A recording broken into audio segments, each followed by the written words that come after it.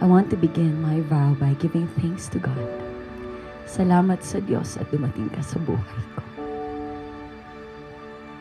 Finally, after a long-awaited journey of constant waiting, hopeful, desiring, and trusting His timing, at last you came in God's divine and appointed time.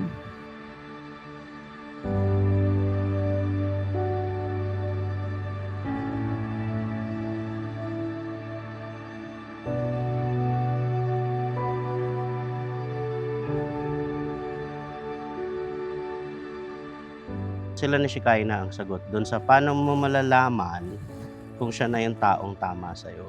No? Ang mali sa society, obsessed na obsessed tayong ipasa sa iba yung responsibility ng pagiging tamang tao without working on ourselves to be the right person.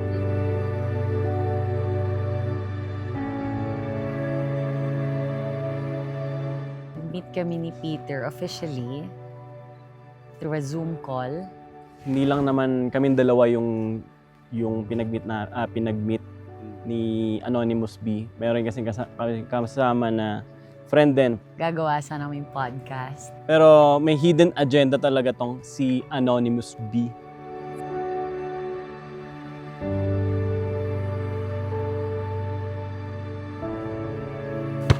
Papi, masaya ako para sa'yo.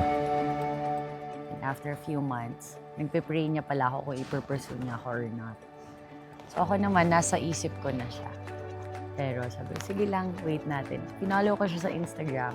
Hindi niya ako pinalo back. Siya yung una nag-follow sa akin. Sa IG, tapos di ko pa finalo back. Alright, you win my heart. You win my heart. Okay.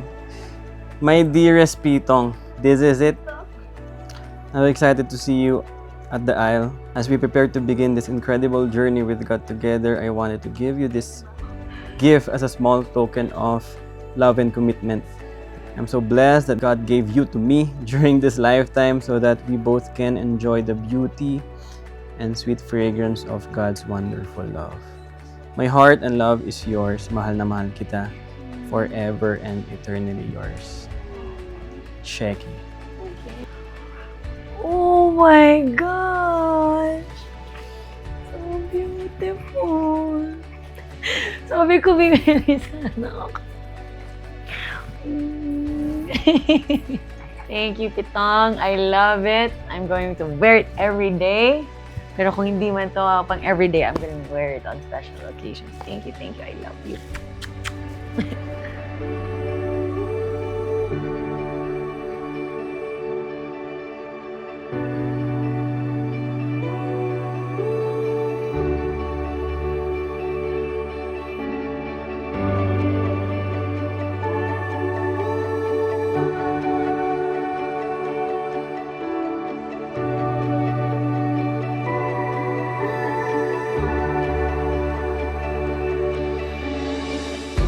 Why marriage failed?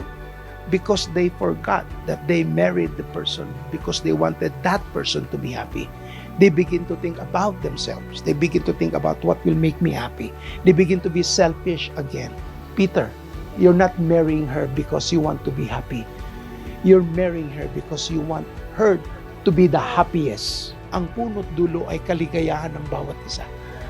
All the years that you will live together, you need to know each other. Ang kaharap mo ngayon na isang babae na minamahal mo at mamahalin habang may buhay.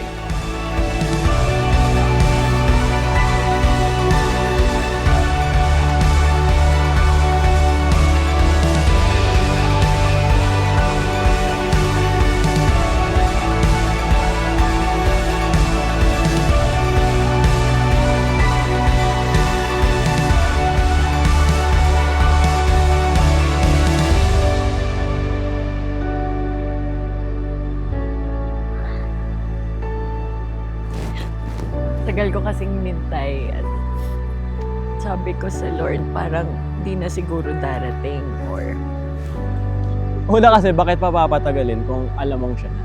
Pangalawa, ang waiting naman, hindi naman yung waiting during magjowa kayo and then you're gonna have your wedding. ang waiting period for both of us is yung time na nagkamit kami during our single years. Actually, I've been waiting for her for 28 years. So yun yung waiting period para.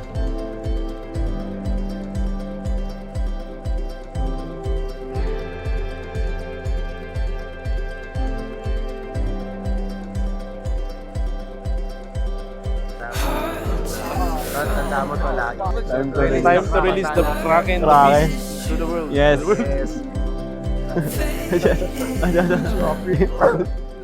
This union will glorify God and reach more Oh. souls for the glory Love you, of bro. His name. Our partnership will seek to please God and be a blessing to other people that God places in our lives.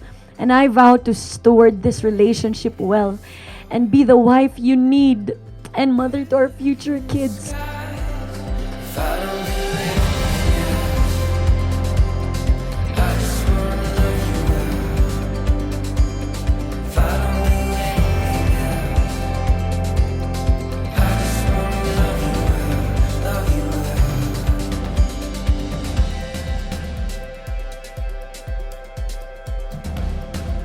Kasi pag ang iniisip mo, siya ba yung tamang tao, tuwing may hindi mag-work, iisipin mo, mali siya. Boom.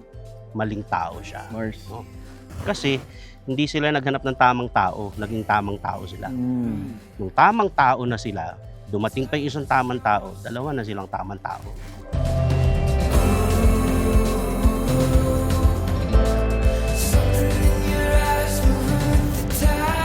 So with our union, sabi ko, what we have right now as individuals will multiply once we partner in God's kingdom. There's so much you can do both than doing things as individual. So God is the God of multiplication kasi. And whatever God has added to your life, syempre specifically marriage, mumultiply niya. So mumultiply niya yung The hair ha? ikaw mismo. Your capacity, your giftings. Kasi mayroon ka ng katuwang sa buhay.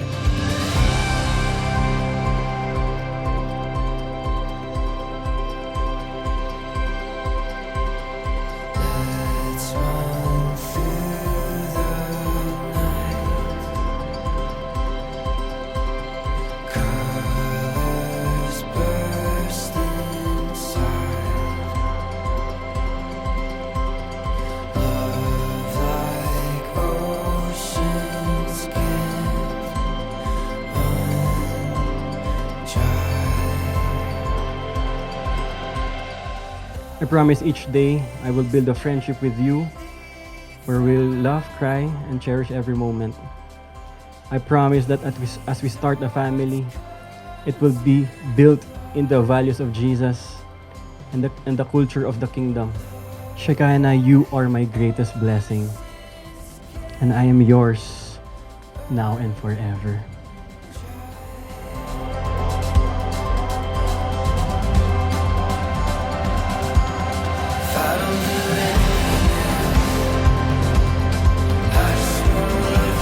Peter cannot kiss his